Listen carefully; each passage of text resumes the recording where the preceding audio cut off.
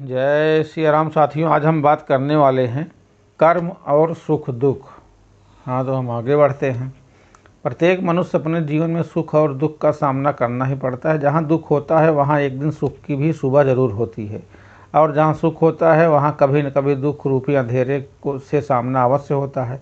वो सब हमें इस जन्म या पूर्व जन्म के कर्म और संस्कार के अनुरूप मिलता है। अक्सर हमने देखा है कि जब मनुष्य के जीवन में दुख का समय होता है तो वह बहुत जल्दी घबरा जाता है, परेशान हो जाता है। उसे लगता है कि मुझे से ज़्यादा दुखी इस दुनिया में कोई है ही नहीं, और वो सोचता है कि मैं जीवन में बहुत दुखी हूँ क्योंकि मेरा जीवन साथी मेरा साथ नहीं देता। मुझे रोग भी है और मेरी संतान मेरे अनुकूल नहीं चलती।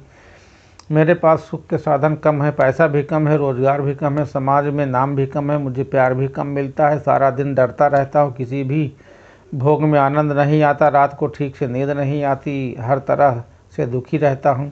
बहुत प्रयास करने पर भी अपनी कमी नहीं निकाल पाता हूँ। कभी कभी ज्ञानी का रूप धारण करके अपने पूर्वजनों के कर्मों को फलों को मानता हूँ। दूसरों के द्वारा किए गए मुझे दुख के देते हैं प्रतीक होते हैं।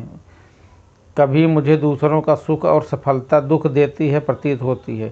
यही बात श्री रामचरितमानस विस्तार पूर्वक समझाई गई और समझते हैं।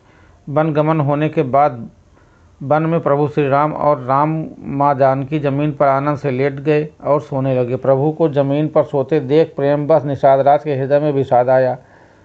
उसका शरीर पुलकित हो गया और वह प्रेम सहित लक्ष्मण जी से वचन कहने लगा कि महाराज दशरथ का महल जो स्वभाव से ही सुंदर है, सुंदर तकिए और गद्दे, जहाँ सुंदर पलंग और मड़ियों के दीपक हैं, वहीं श्री सीता जी और श्री राम जी आज घास फूस की साथरी पर थके हुए बिना वस्त्र के ही सोए हैं। कैकेयी ने बड़ी कुटिलता से वह सूर्य कुल्पी वृक्ष के लिए कुल्हाड़ी हो गई थी।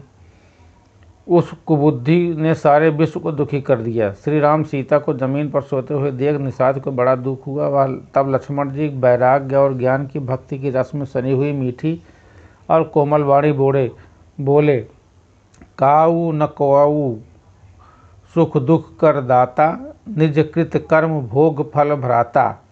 हे भाई, कोई किसी का सुख देने वाला नहीं है, सब अपने किए कर्मों का फल भोगते हैं। यहाँ विचार करने वाली बात यह है कि प्रभु श्री राम और माँ जानकी ने इस जन्म में अथवा पूर्व जन्म में क्या कर्म किए होंगे जो इतना दुख सहना पड़ रहा है। यह विचार भी आता है कि श्री लक्ष्मण प्रभु राम और माता सीता में दोष निकाल ही नहीं सकते। तब लक्ष्मण जी ने यह क्यों कहा कि सब अपने कर्मों का फल भोगते हैं? तो अवश्य यह एक ही बात निकल कर आती है कि लक्ष्मण जी किसको समझा रहे हैं, निषाद राज को रो कौन रहा है, दुखी कौन है? प्रभु श्री राम और माता सीता को सुख और आनंद के साथ कुछ की सैये पर सो रहे हैं। दुखी तो निषाद राज हैं और रो भी वही रहा है। इसका अर्थ निषाद राज आपके कर्म आपको दुख दे रहे हैं। जो कोई भी व्यक्ति संसार में किसी भी तरह से दुखी और वह केवल अपने ही कर्मों का फल भोगता है, किसी दूसरे किए किसी प्रकार के कर्म उसके लिए दुख और सुख का कारण नहीं बन सकते। जय श्री राम सीताराम। वीडियो अच्छी लगी तो चैनल को सब्सक्राइब जरूर करें।